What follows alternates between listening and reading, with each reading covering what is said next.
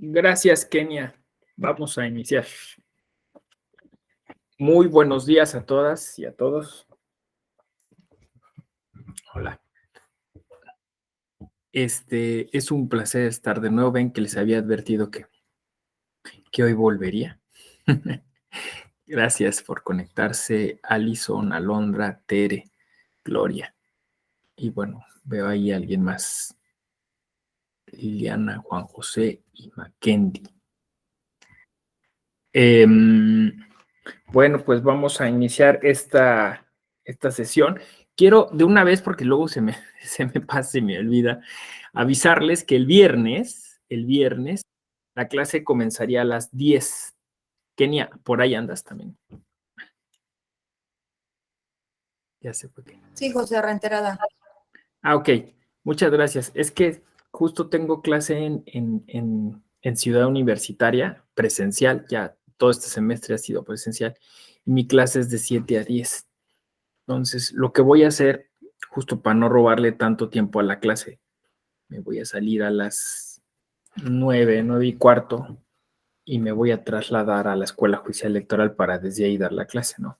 Entonces, por eso les ruego su comprensión para que podamos desarrollar esta clase ese día a esa hora, ¿no? Muy bien. Luego, que de hecho estoy viendo el viernes a las 9, las nuevas perspectivas éticas de la justicia. Perfecto. Bueno, entonces hoy vamos a hablar sobre la codificación de la ética y su aplicación en lo electoral, ¿no? Y aquí pues suelo hacer un recuento de lo que ha representado los códigos de ética en el sector iberoamericano y, bueno, concretamente los códigos de ética judicial, ¿no? Un poco como la historia, ¿no? Pero no va a ser solo una historia, sino más como para entretenernos, ¿no? Con esa historia, sino más bien como para ver cuáles son los puntos de desacuerdo y acuerdo en si se debe o no codificar la ética. Eso va a ser como lo interesante, ¿no?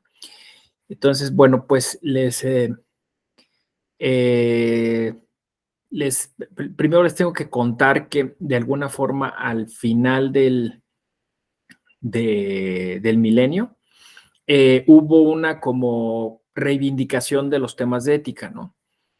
Volvió la ética a estar de moda, se empezó a hablar mucho sobre la ética y entonces tuvimos incluso algunas como expresiones, ¿no? De grandes líderes de la cultura y de pensadores y pensadoras que pues opinaban que el siglo XXI sería un siglo lleno de referencias a la ética, ¿no? O sea, se tomaba como este final de milenio como una oportunidad para renovarnos y renacer.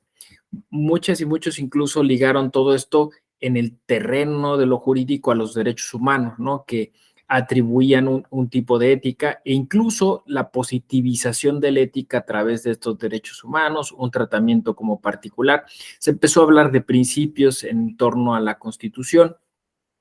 Y entonces toda esta efervescencia ponía mucho el énfasis en que se trataba de ética y no de moral, porque la moral pues refería como a cuestiones más bien religiosas de otras etapas, ¿no?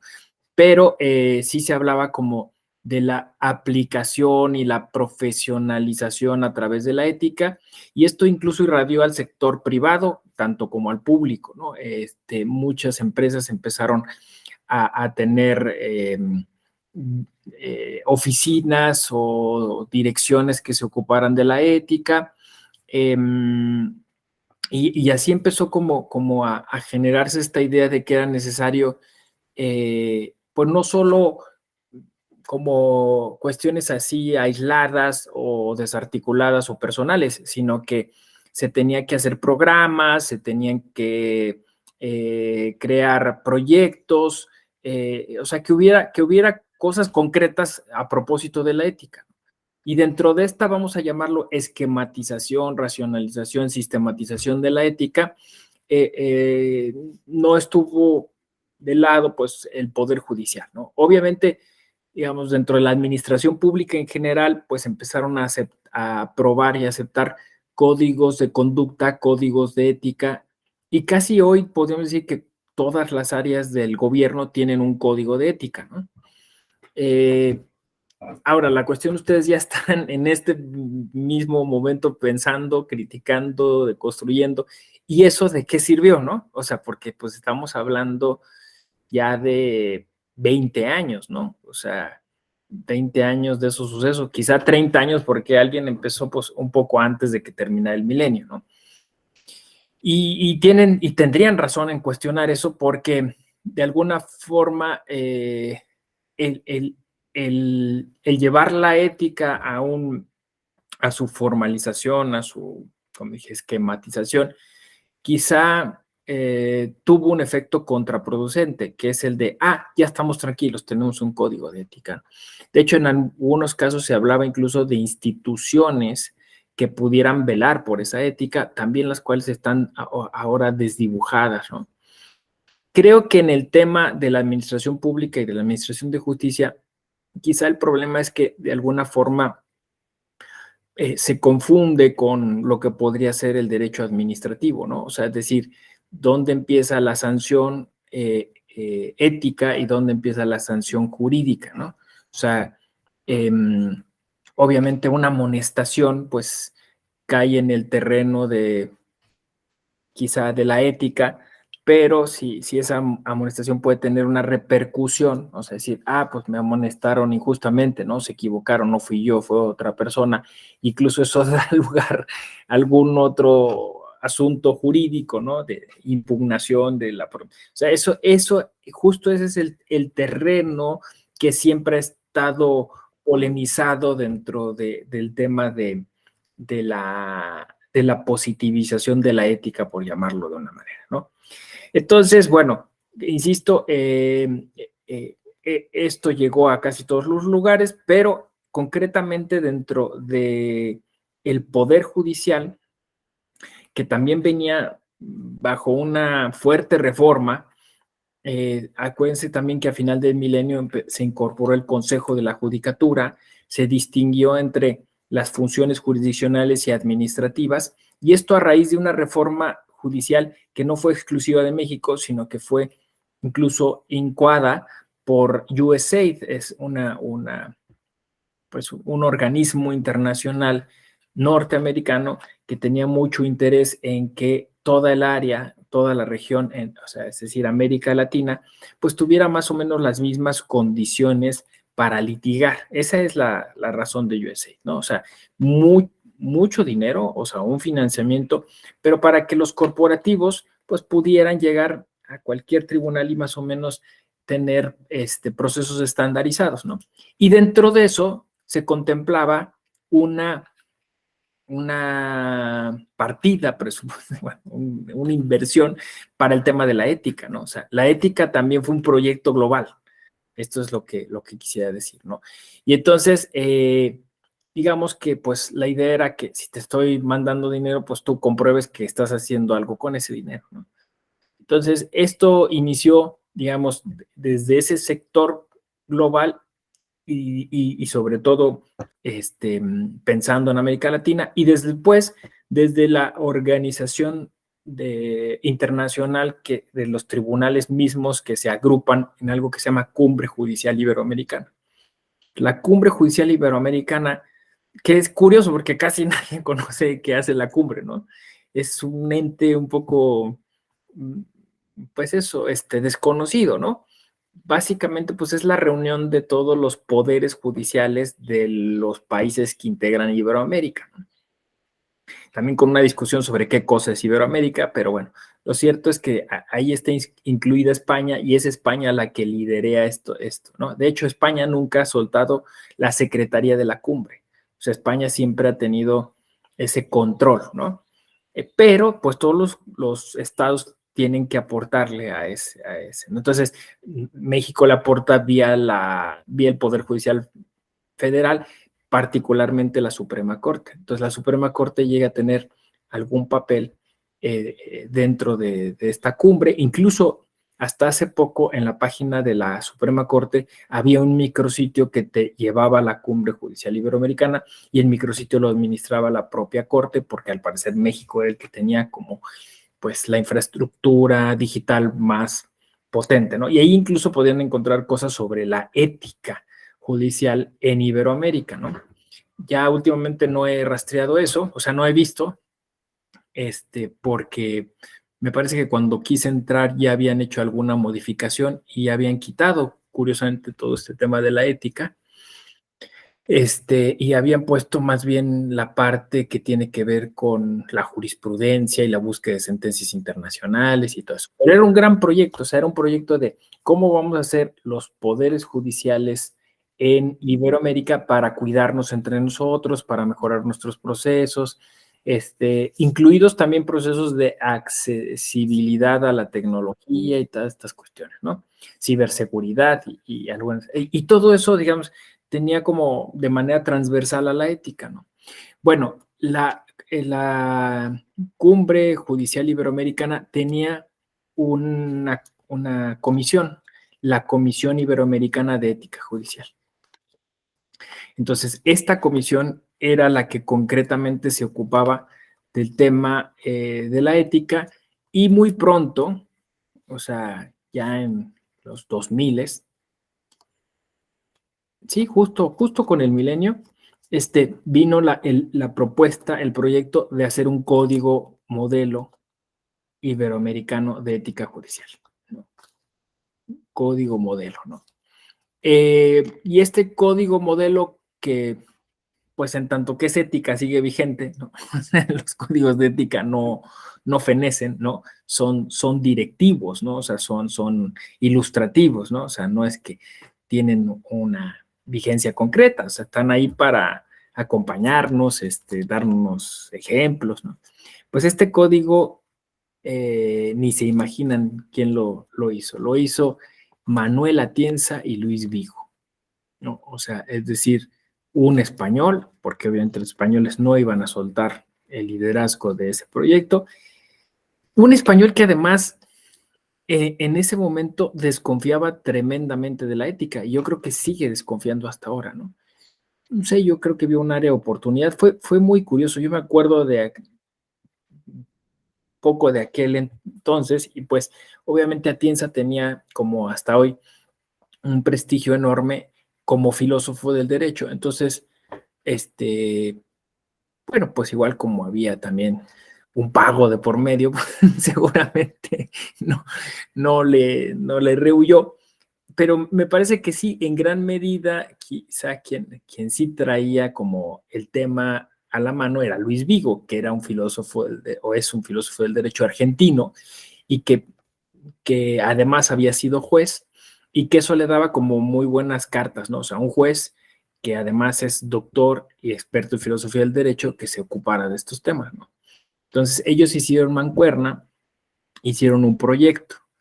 Entonces, la Comisión Iberoamericana de Ética Judicial tenía su sede y su secretaría justamente en Argentina, y el doctor Luis Vigo era el que encabezaba esa secretaría, ¿no? Entonces, este código modelo, insisto, todavía lo pueden encontrar en línea, pues es un código que como primer saque, pues intentó de alguna forma esbozar cuáles eran los principios. Porque esto es otra de las características. Este código se basó en la ética de los principios, que es una ética de tipo aristotélico-tomista, ¿no? Y las virtudes, ¿no? Entonces, justo al lado, digamos, de este constructo, pues vino mucha capacitación, foros, discusión, libros, ¿no? O sea, hay muchísimas cosas de principios de siglo, principios de milenio, en el que se empezó a discutir. Y de ahí empezó a haber una idea por, eh, porque cada país tuviera su propio código. O sea, es decir, este era el modelo, y entonces todos tenían que, de alguna manera, hacer su propio código, ¿no? Y allí viene una discusión muy interesante porque resultó que muchos países tenían de alguna manera un tipo de reglas a propósito de los temas que el código modelo de iberoamericano tenía, ¿no? O sea, por ejemplo, ¿no? No sé, el código. Sobre la secrecía, ¿no? O sea, es decir, el juez tiene que por ejemplo, eso hoy está un poco superado porque después hablamos de transparencia y acceso a la información, pero en ese momento el juez no tiene que andar divulgando los datos que conoce de las sentencias y una serie de cosas. Bueno, pues eso estaba sancionado en algunos lugares dentro del derecho administrativo. Entonces decían, pues no tiene sentido hacer un código de ética cuando ya tenemos todas estas reglas dentro del derecho administrativo, ¿no? Y entonces hubo países que no codificaron. De hecho, dentro de los que no codificaron, curiosamente, fue España, y hasta la fecha España no tiene un código de ética, ¿no? Y los países que más, digamos, más radicales, yo lo recuerdo, eran Paraguay, ¿no? Paraguay tenía unas sanciones tremendas, ¿no? Que de alguna forma, incluso tenían un tribunal de ética, un tribunal de ética. Lo que estaban haciendo era judicializar la ética. O sea, se llamaba ética, pero en realidad era derecho sancionatorio, ¿no? Administrativo, ¿no? Fiscalización y todo eso, ¿no? Porque pues se metieron en tema también del dinero y eso, ¿no? Entonces, cada país fue teniendo como sus peculiaridades, sus particularidades, y esto pues nos entretuvo yo creo unos 10 años, ¿no? Imagínense, ay, vamos a comparar el código de Paraguay con el de Perú, con el de Argentina, ¿no? Y luego, bueno, pues se escribió, insisto, mucho, hubo expertos incluso en los códigos. En México era Javier Saldaña Serrano, también desaparecido, ¿no? Si lo ubicarán, pero la doctora María del Carmen Platas Pacheco, también desaparecida, ¿no? O sea, es decir, empezó a haber, yo me acuerdo, venían los argentinos, los chilenos, o sea, muchos profesores que empezaron a especializarse en la ética judicial, y a raíz de eso, fíjense qué curioso, surgieron cursos, diplomados, y este es heredero de eso, o sea, este diplomado es heredero de todo eso, porque eventualmente entonces México hizo su código modelo. El código modelo estuvo encabezado por el doctor Eduardo Ferrer MacGregor. Él sí todavía muy, muy activo, ¿no? En muchas cosas. Incluso, pues, Eduardo llegó a ser hace poco juez de la Corte Interamericana, ¿no? Presidente de la Corte Interamericana. Entonces, desde la Suprema Corte se impulsó ese proyecto y se hizo el código modelo. Y lo mismo que sucedió entre Iberoamérica, bueno, América Latina y los países, sucedió en México. Es decir, muchas entidades federativas empezaron a hacer sus códigos. Muchas veces era el mismo código, pero de alguna forma nada más con alguna variante o cambiándole el nombre y eso, ¿no? Alguien se arriesgó a hacer su propio código, y aquí fue lo interesante, que en este fenómeno, digamos, de internalización de la codificación ética, en México, pues al ser federación, esto planteó un problema, ¿no? O sea, es decir, tenían los estados, las entidades federativas, que copiar el código modelo federal. O sea, esa fue una pregunta. Hay, insisto, quien dijo, no tenemos ningún empacho, no hay ningún problema, pero hay quien dijo, no, pues nosotros tenemos nuestra autonomía, ¿no? Y pues vamos a hacerlo de otro modo, vamos a hacerlo de otra manera, ¿no? Claro, estaba como todo el tema de tener oportunidad de convivir con los ministros de la Suprema Corte que encabezaban este proyecto, ¿no? O sea, Eduardo lo estaba redactando, pero había concretamente dos ministros, Mariano Azuela y Juan Díaz Romero, que de alguna forma asistían a las reuniones con otros jueces locales o con otros presidentes de tribunales superiores de justicia de los estados. Y entonces estaban como pues eso, ¿no? O sea, cabildeando, pensando qué debería de ser la ética y entonces, bueno, pues se entiende que el código modelo del Poder Judicial Federal pues involucraba todo el Poder Judicial, ¿no? Pero el Tribunal Electoral decidió que la ética judicial electoral era distinta y era otra cosa y hizo su propio código. Entonces, hay un código modelo de ética judicial electoral, el cual pues seguiría vigente hasta la fecha, aunque ahora, hace 3 años, se planteó la posibilidad de hacer reformas y se hicieron al menos dos iniciativas para un código nuevo, un código contemporáneo, sobre todo por el asunto de las redes sociales, que era un tema que no estaba tratado en los códigos anteriores, ¿no? La Corte entonces empezó a tener, porque don Mariano Azuela era presidente de la Corte, empezó a tener mucho más protagonismo en la Cumbre Judicial Iberoamericana y entonces solicitó la secretaría de la Comisión Iberoamericana. No, entonces se solicitó y México o sea, Argentina dejó de serlo, México empezó a ser sede de la justicia, de la ética judicial. México empezó a encabezar un gran proyecto, el cual ustedes igual pueden rastrear en internet, y se empezaron a hacer publicaciones, se empezaron a hacer foros, se empezó a capacitar a la gente, no solo en México, sino México empezó a capacitar también en otros países en el tema de la ética judicial. El tema más polémico que estaba puesto ahí dentro de la codificación era si debía haber una comisión, o más bien, cuál debía ser la función de la comisión si es en su caso existía, que es en el caso de la cumbre y de México, sí existía una comisión. O sea, los códigos determinaban que había una comisión. Pero si esta comisión tenía que tener alguna facultad de seguimiento de las conductas éticas. Y creo que este es el tema más interesante. Ven que les decía yo, no solo es historia, sino es discutir qué cosa es la ética judicial, ¿no? Es decir, si estas comisiones podían funcionar como una especie de tribunales, ¿no? Si las comisiones, como tenían que tener un cariz cercano, similar al que tendría un ombudsman, ¿no? Un ombudsperson, ¿no? Y se decidió en el caso mexicano que sí, o sea, se creó una Comisión Nacional de Ética.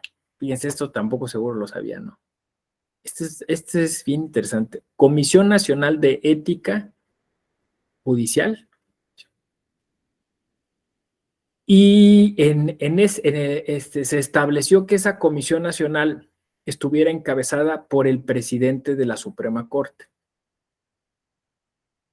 Y luego integrada por diversos miembros de la justicia mexicana. Aquí está lo interesante, o sea, no era solo el Poder Judicial Federal. O sea, era un grupo que en realidad se unía de motu propio, ¿no? Porque entre la justicia federal y la justicia local no hay un algo necesariamente que medie, ¿no? Después se creó la Asociación Mexicana de Jueces, la MIJ, que de alguna forma entró como al quite, ¿no? Porque dice, bueno, allá hay algo que está institucionalizado. Pero entonces la comisión la integraba el presidente de la Suprema Corte, la integraba un magistrado regional, la integraba un magistrado federal, la integraba, o magistrada, la integraban miembros de la academia. Creo que deberían ser 2 miembros de la academia, un poco imitando pues lo que hacen los tribunales constitucionales, ¿no? O sea, decir que fuera una integración plural. y tenían sesiones más o menos recurrentes. Imagínense, pues el presidente de la Corte siempre estaba ocupado, ¿no? Pero sí tuvieron varias reuniones y en esas reuniones desahogaban consultas que se les hacían, ¿no?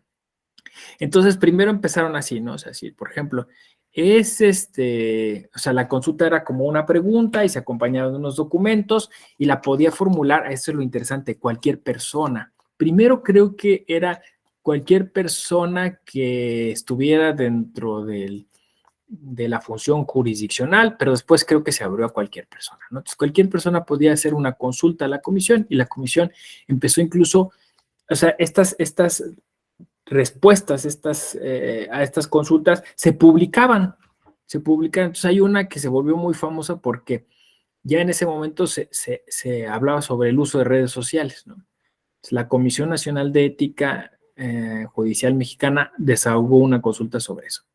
Pero ya hacia un segundo periodo, vamos a decirlo así, de sesiones, la Comisión Nacional decidió aceptar algunas quejas concretas contra juezas y jueces, o sea, con nombre y apellido, ¿no? Porque siempre la respuesta, ¿no?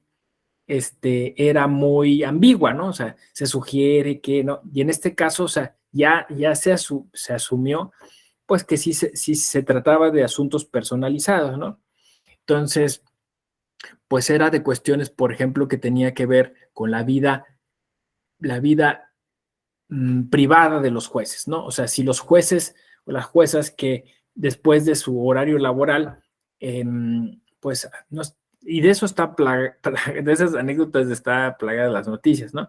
El juez que pues chocaba contra alguien y después tráfico de influencias y entonces le amenazaba a esta persona, tal, jueces que pues solían irse a divertir o encontrar con personajes de dudosa procedencia o moralidad o ir a sitios, antros de no sé qué. El juez Besucón, me acuerdo mucho de eso, ¿no? O sea, un juez, pues eso, ¿no? Que era acosador y tal. Entonces, alguno que otro de estos asuntos llegaron, pero, pues como todo pasa, eh,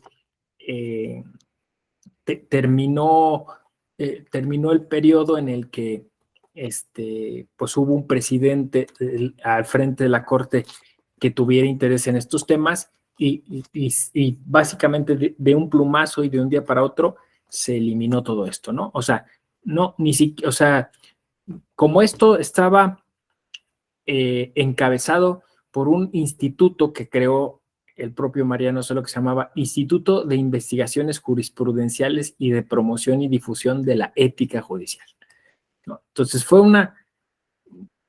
bueno, pues fue una ocurrencia, puede ser, ¿no? Y como decían, como se hizo a través de un acuerdo plenario, o sea, la Suprema Corte, pues, aceptó a través de una sesión y se formuló ahí ese acuerdo, se crea este instituto, se le dota de una infraestructura, de un presupuesto, y se encargaría de estos dos temas, jurisprudencia y ética, y al frente queda el ministro en retiro, Juan Díaz Romero.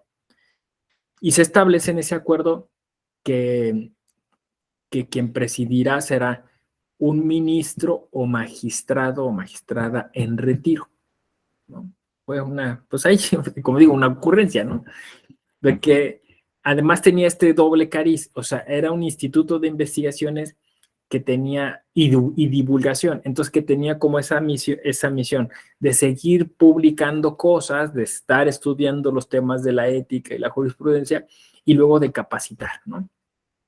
Entonces, eso cuando llega otro presidente, digo ya, ni me acuerdo quién, pero bueno, pues dicen, vamos a eliminarlo y a través de un acuerdo plenario crean el Centro de Estudios Constitucionales. Y entonces el Instituto de Investigaciones Jurisprudenciales y Ética se disuelve, incluso, bueno, pues muchos de estos repositorios se pierden, toda esa información se pierde, y a quien le encargan el Centro de Estudios Constitucionales es al ministro Cosío, y pues Cosío desde siempre había tenido una animadversión a la ética, ¿no? O sea, decía que eso eran tonterías, que lo que importaba pues era eso, las sanciones administrativas, que había que hablar, me acuerdo mucho de ese momento, decía, ¿para qué si tenemos un sistema anticorrupción? El concepto de anticorrupción debe subsumir lo ético.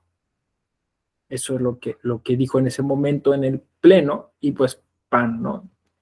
Ah, muy bien, quédese usted con el Centro de Estudios Constitucionales, y ya, pues lo hicieron otra cosa, ¿no? Interesante, importante, hace cosas muy buenas, pero se borró todo lo de la ética.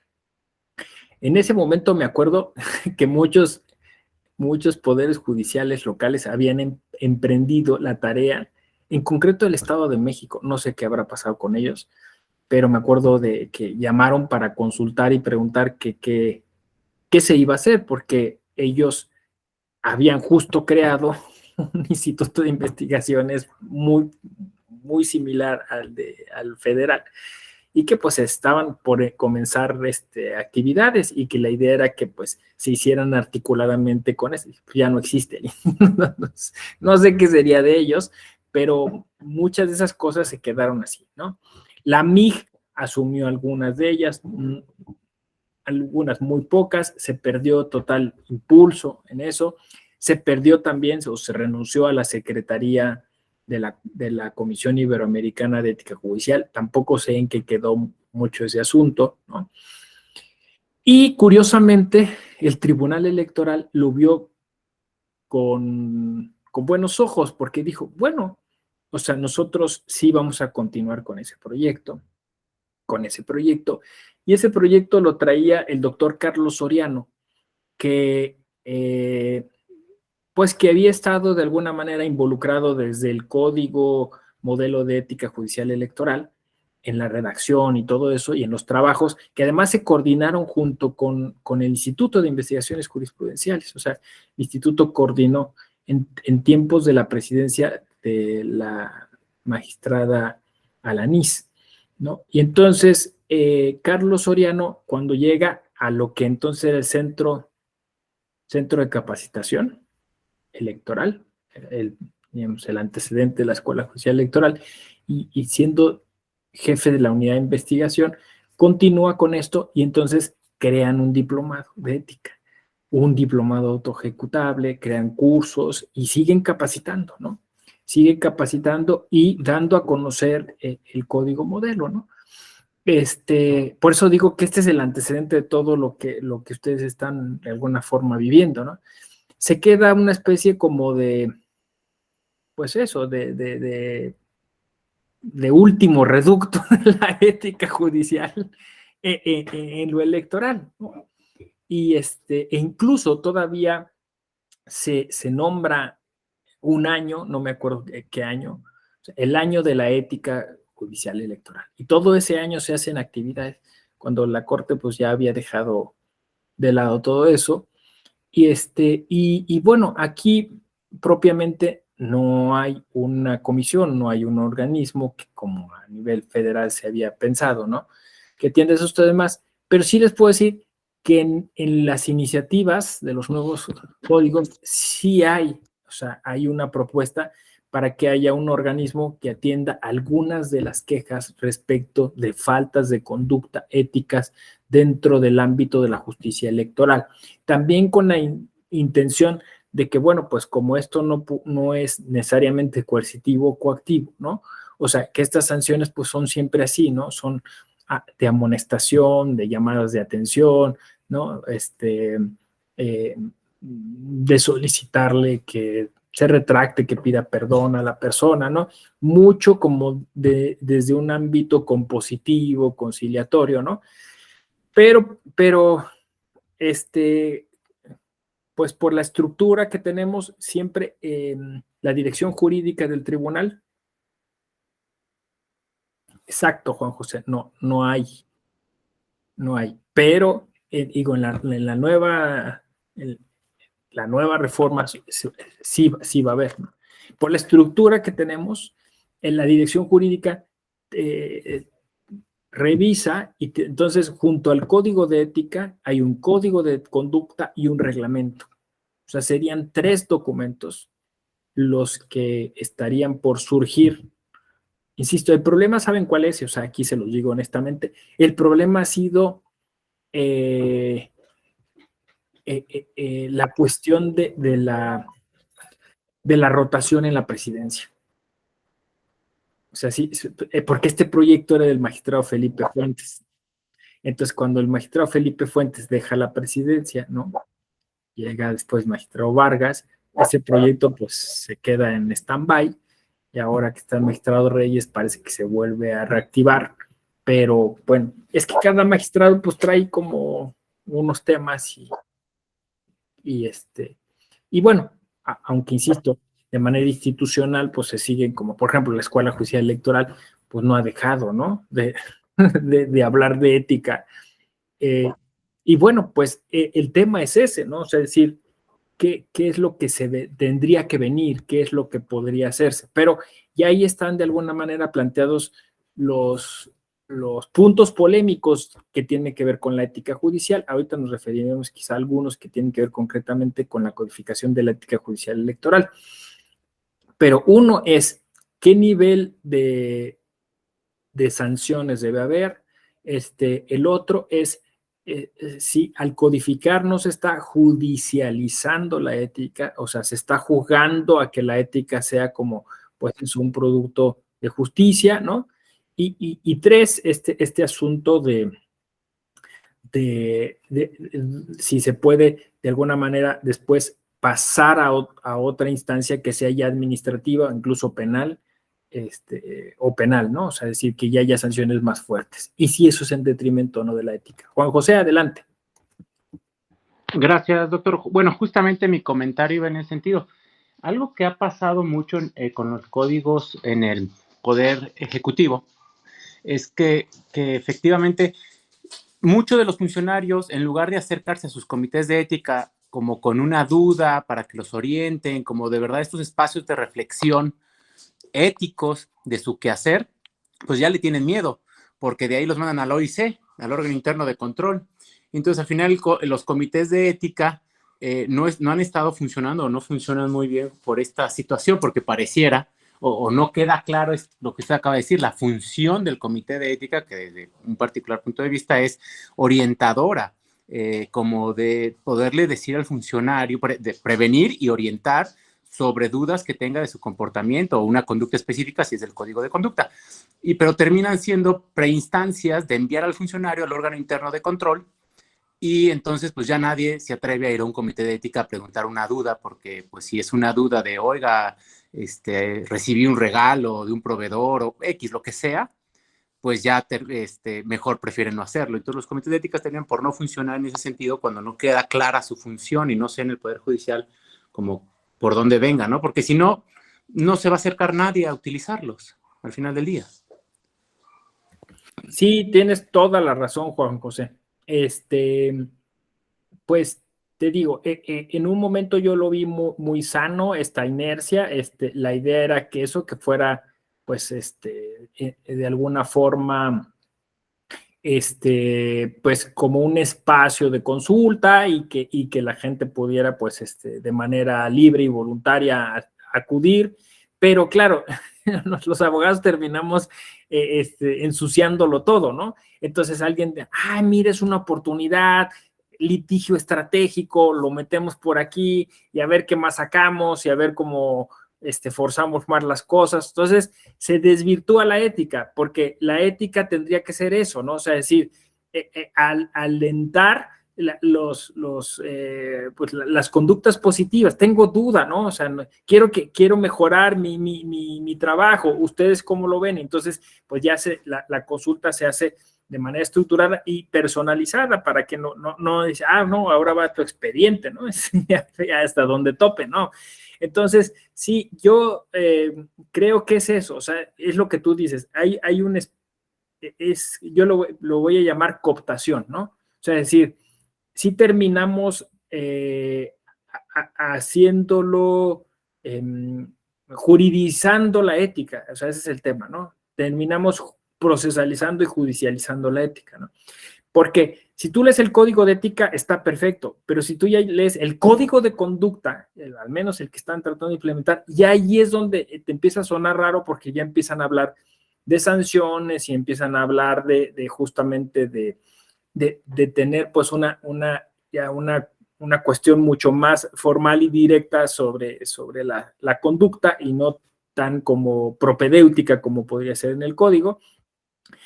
Y yo incluso, pues hice esa crítica en su momento, dije, o sea, está bien que el jurídico lo revise, pero o sea, que el jurídico lo revise desde los ojos de la ética. La ética judicial es otra cosa, o sea, la ética es otra cosa distinta.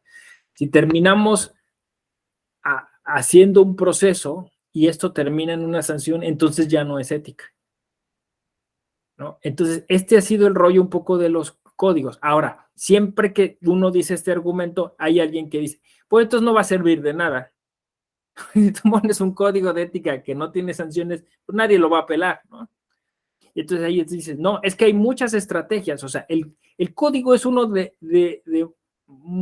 muchos instrumentos para hacerle llegar al servidor público el mensaje de que tiene que mejorar, pero no lo vas a hacer mejorar castigando o regañando eso, porque ese es el ámbito de la justicia. La ética tiene que impulsar otras actividades. Entonces, por ejemplo, el ministro Azuela decía que se hiciera como una ceremonia de ingreso del servidor público, ¿no? Entonces, pues eso, se le decía, bienvenido, bienvenida, qué bueno que estás aquí. Aquí está el código de ética. Esto es lo que nos interesa en que te preocupes, que todos tus días estén llenos de esto, ¿no? Y el código de ética que lo pensó Azuela, al final tenía un diploma que era desprendible. O sea, tú lo leías, digo, hoy posiblemente sería a través de un curso autoejecutable, pero volvemos a, todo mundo ha hecho, quien ha estado en la administración pública, ha hecho cursos, de estos cursos que tienes que hacer para acreditar cosas y que incluso en algunas oficinas hasta se pasan las respuestas, ¿no? O sea, no sé si me explico, o sea, no hay un interés. Entonces, bueno, en un principio, sí, me parece que sí funcionó.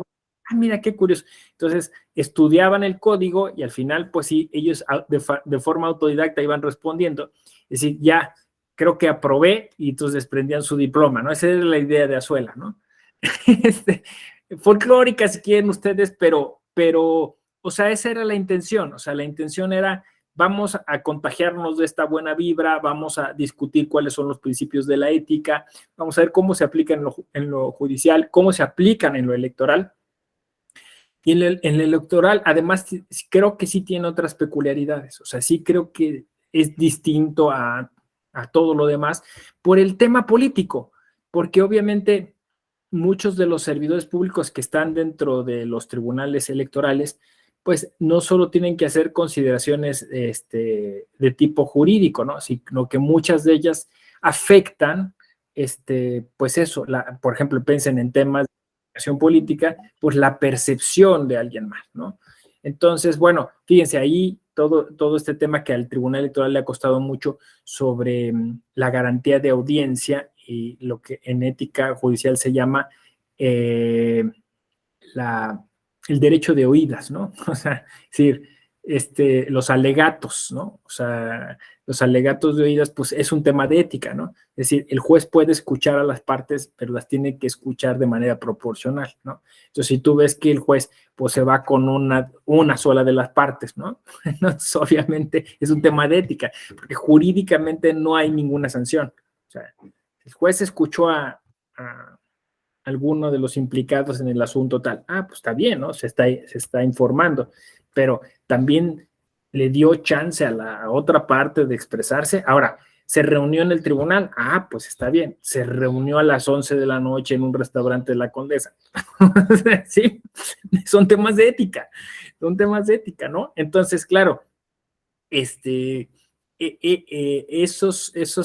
asuntos son los que un poco pues hay que empezar como a socializar, a exponer, a discutir, a debatir, ¿no? Y me parece que entonces el camino más adecuado pues es el camino de de la capacitación, de la socialización y no necesariamente de las sanciones. Ahora, no estoy diciendo que no haya sanciones, pero las sanciones corresponden a otro tipo de espectro que es el derecho administrativo, ¿no? O sea, eso deben ser instancias separadas, es lo que quiero decir. Ahora, hay otro tema aquí.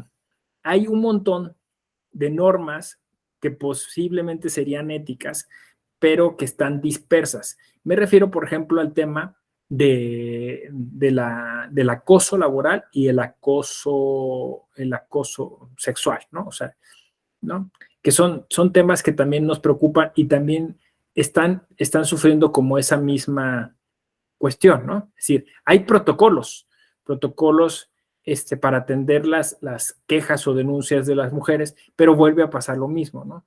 No hay, es lo que decía Juan José, ¿no? No hay una cultura de la denuncia porque la denunciante se siente sumamente insegura en estas instancias, ¿no?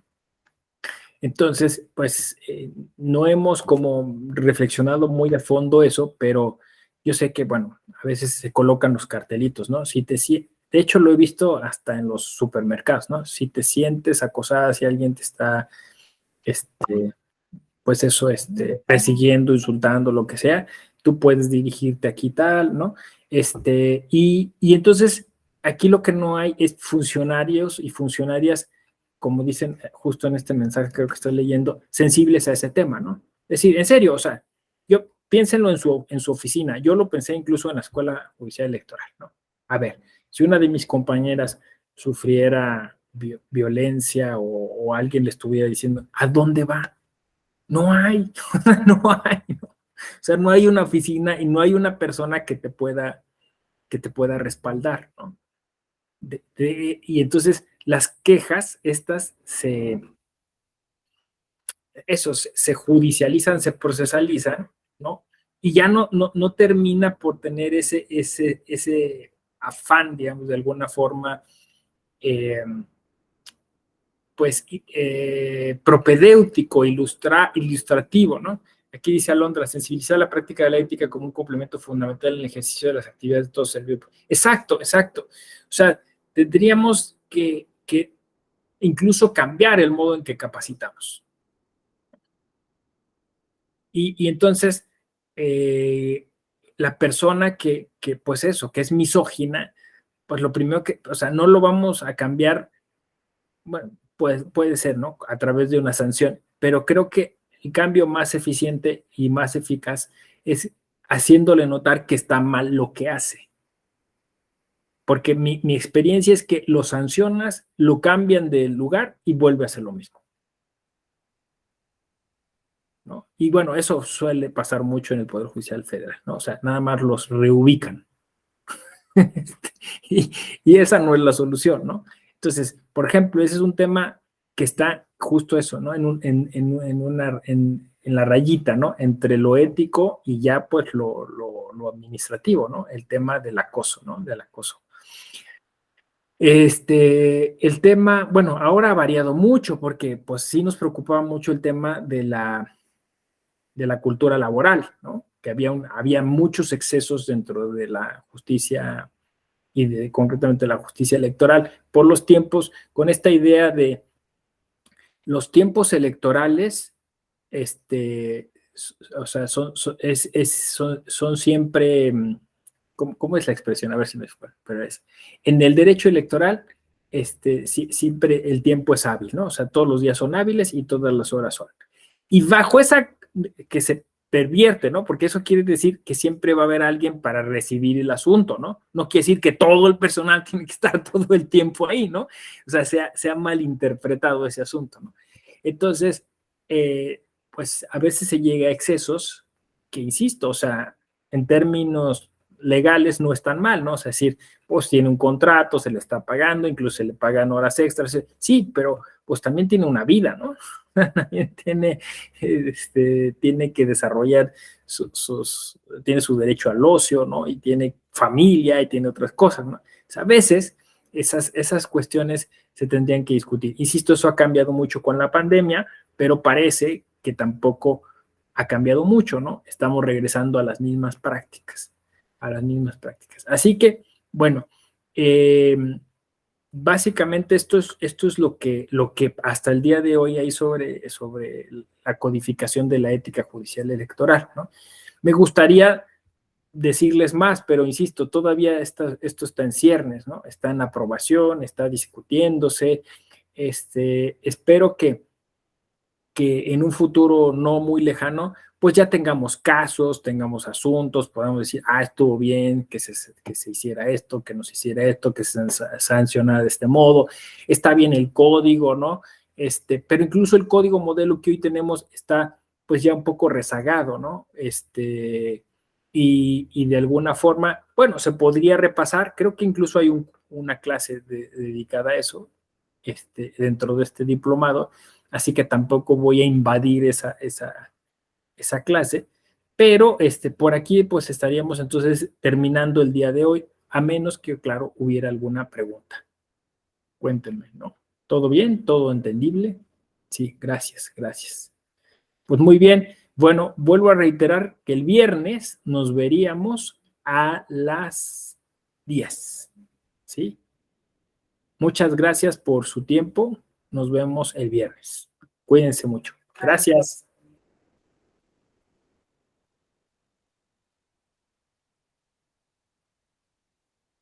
Gracias, Kenia.